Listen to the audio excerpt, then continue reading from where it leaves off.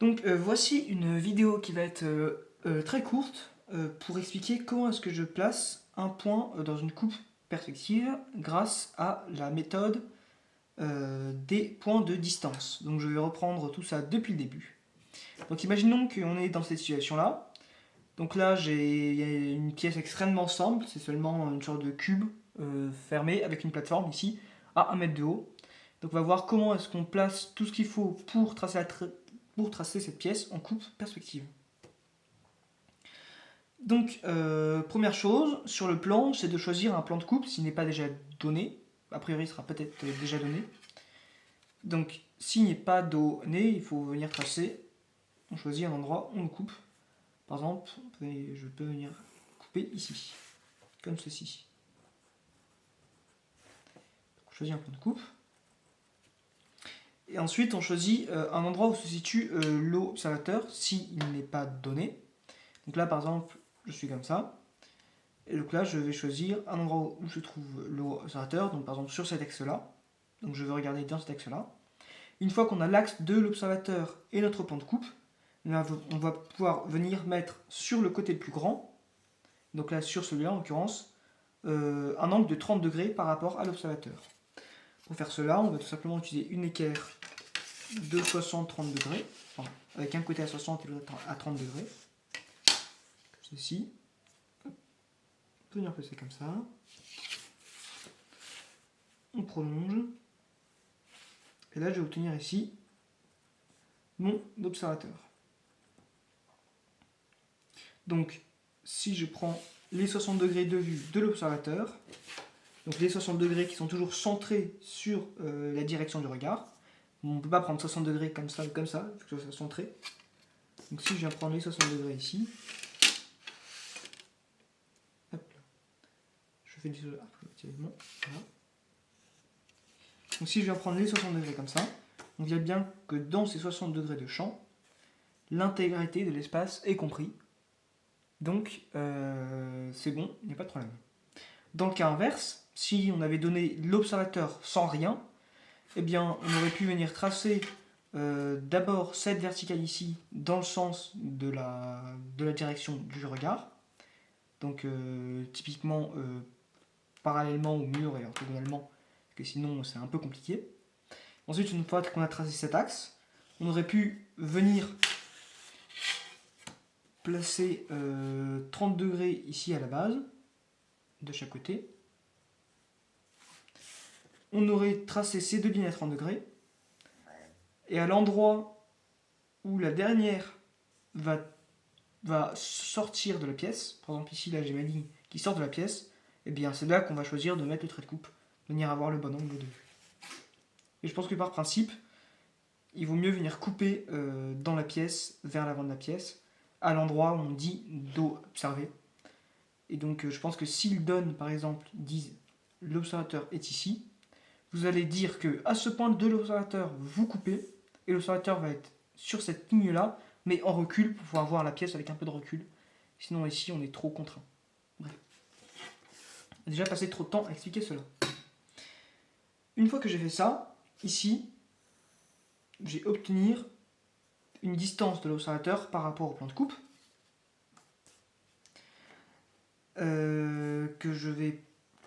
qui est ici environ de, on va dire 5 mètres.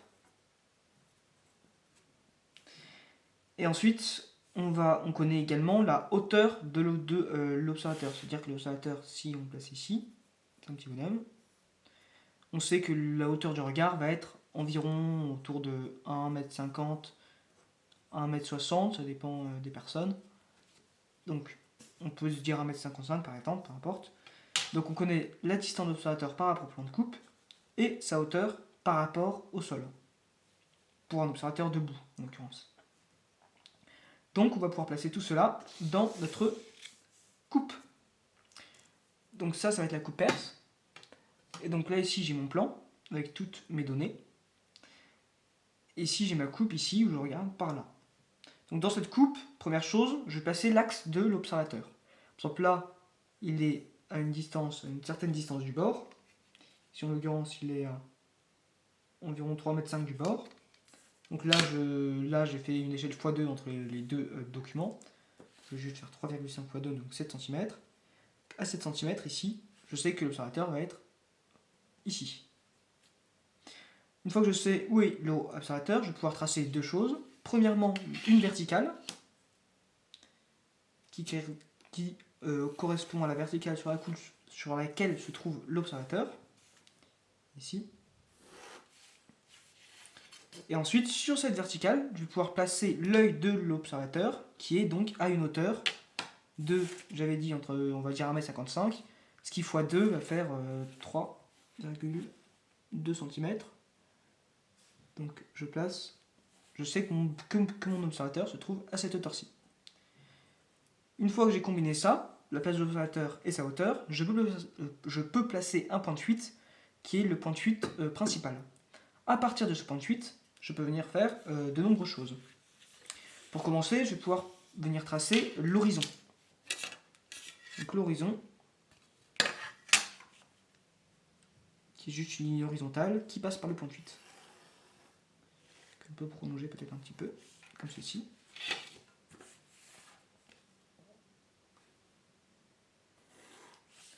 Donc je trace mon horizon, qui normalement est continu. Maintenant que j'ai mon horizon, et que j'ai ce point de fuite, je vais pouvoir placer l'observateur ici, mais comme si j'étais en plan. C'est-à-dire que, ici, vous voyez qu'on voit de face, ça c'est une vue de face. Eh bien, on peut imaginer que si je me mets en plan, ici j'ai le plan de coupe qui correspond à ce trait-là, et donc j'ai mon observateur qui va être en retrait par rapport à l'horizon ici, de 5 mètres. Donc ici, il va être en retrait par rapport à cette ligne de 5 mètres. Donc toujours à l'échelle, il ne faut pas se tromper. Là, mes 5 mètres à l'échelle, ils font 10 cm. Donc je vais passer à 10 cm, ici, mon observateur. Donc l'observateur, on le place à cette distance-là par rapport au trait de coupe, donc par rapport à la ligne d'horizon, autrement dit, en dessous du point de fuite, à cette distance, à l'échelle. J'espère que c'est clair, je n'en suis pas sûr. Une fois qu'on a ce point de l'observateur en plan, on va pouvoir venir chercher les deux points de distance. Les deux points de distance, pour les trouver, c'est très simple. Ils se trouvent chacun à 45 degrés à partir de l'observateur. Ça veut dire qu'il suffit de prendre une écart à 45, comme ceci. On va venir placer les deux points de distance. Ici, j'en ai un qui va être tout là-bas, juste au bord de ma feuille. Et pour l'autre côté, on fait la même chose.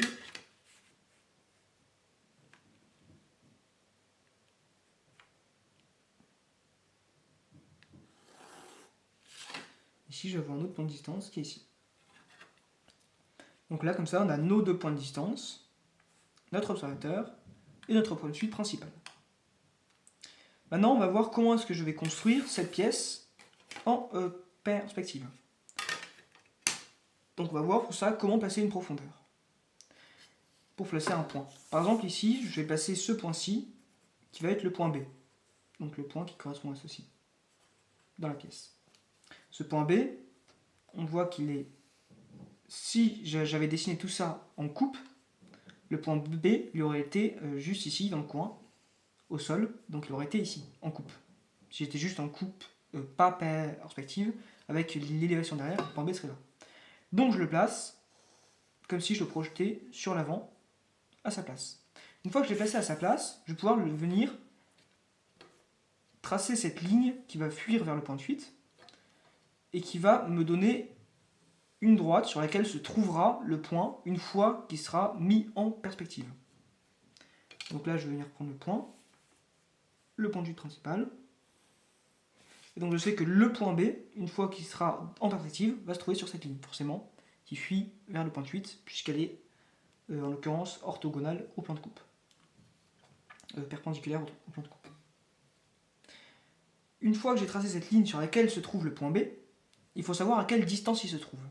Et c'est là que les points de distance vont intervenir. En fait, lorsque je vais essayer de placer un point comme ça, le principe c'est que je vais venir créer une sorte de carré comme ça là. Vous pouvez imaginer qu'il y a un carré là, que je suis en train de tracer. Et ce carré, grâce à une diagonale comme ça, va me permettre de reporter une longueur que j'ai ici à l'avant-plan sur le trait de coupe, donc qui est juste à l'échelle et qui n'a pas de modification. Il va me permettre de la reporter dans la profondeur. Pourquoi? Tout simplement parce qu'un carré, ses côtés sont de même longueur, donc je sais que la longueur que je vais placer ici, je vais bien la retrouver dans la profondeur. Et ensuite, parce que ici je sais que je vais avoir la diagonale d'un carré à 45, et que toutes ces diagonales vont toutes fuir vers un point de fuite à 45 degrés ici, qui correspond à mon point de distance. En pratique, qu'est-ce que ça donne? Je vais venir prendre la profondeur du point, c'est-à-dire sa distance entre le point et le plan de coupe. Si je la mesure, j'ai, on va dire 6 cm. C'est-à-dire, non, 5, attends, je vais mal mesurer. Oui, on va dire ici 5 mètres. Donc ici, on va les prendre à l'échelle. À l'échelle, 5 mètres, chez moi, ils font 10 cm. Et donc, ces 10 cm, je vais les placer ici, en plan, pas du tout. Je vais les placer sur la coupe, au sol, c'est-à-dire que je vais retrouver le point en plan, mais en plan en perspective. Donc là, on avait dit que ça faisait 10 cm. Voilà. Donc là, ce point-là que je viens de placer ici, il correspond à ce point-là. Maintenant, il faut que je le reporte sur cette ligne fuyante.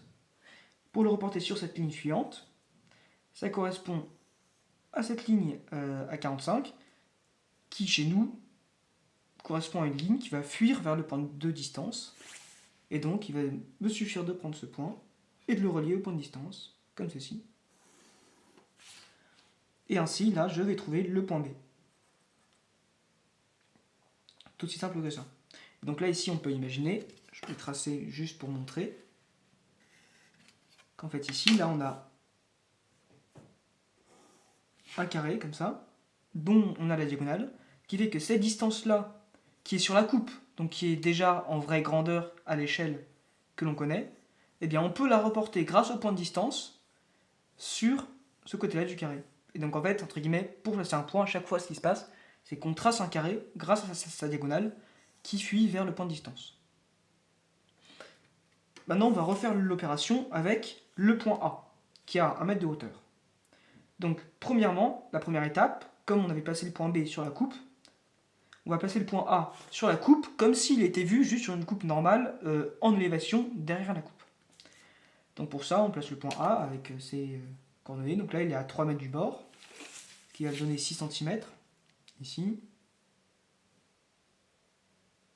Donc ici. Et il se trouve à 1 mètre de haut. Donc 1 mètre de haut, ça va faire 2 cm de haut ici. Donc je vais remonter les 2 cm. Et donc là, j'ai B, ici j'ai B', c'est-à-dire l'image de B en perspective. Ici, là, j'ai le point A, comme s'il était vu en élévation. Maintenant, ce point A, une fois qu'on a en élévation, il va falloir venir le projeter donc vers le point de fuite principal, comme ceci, pour pouvoir trouver le point en perspective. Et donc pour ce, à nouveau, il faut connaître sa distance. Là, il y a 2 manières de procéder. Première manière, on va tout simplement venir prendre, comme on a fait ici, donc en plan, on va prendre sa distance par rapport à la ligne de coupe. On mesure. Là, on va dire qu'on est à 2 mètres. 2 mètres à l'échelle 4 cm. Là, je le place de ce côté-là. Si je le place à droite, ma longueur à droite, je vais venir rejoindre le point à gauche. Et si je le place, cette longueur-là, de 4 cm à gauche, je vais mettre à droite. C'est logique si on imagine le carré et sa diagonale. Bref. Donc, étant donné que j'ai placé ma longueur ici en bas, le point A, je vais le trouver en plan. Donc, je vais tracer la ligne ici. Et je vais tracer le carré, tout simplement, au sol. Comme je fais ici, je vais venir faire fuir le point B ici. Et venir relier sa profondeur ici avec le point de distance pour trouver sa profondeur dans cette dimension-là. Donc, c'est ce que je vais faire. Je vais venir relier ce point-là au point de distance. Et je vais trouver sa profondeur ici. Comme ceci. Donc ça, c'est la première méthode. Donc là, on peut imaginer ici qu'on a de la même manière un carré et dont on est sûr de ce carré avec la diagonale, ce qui fait qu'on est sûr que cette longueur-ci, qui correspond à sa profondeur, a bien été reportée en perspective ici au sol. Une fois qu'on a fait ça, il suffit de remonter le point avec une verticale. Avec une verticale, on remonte le point et on va trouver le point A'.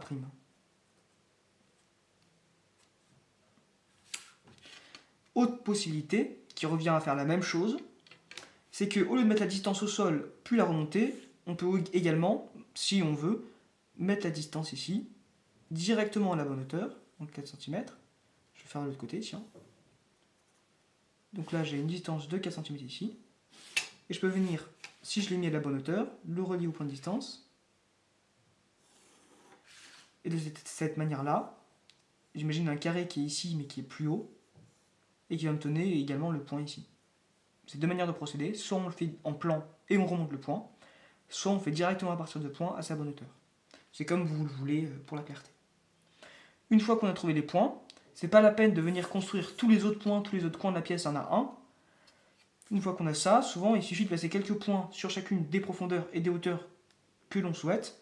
Et ensuite on peut venir tracer tout le reste à partir des points de fuite. Et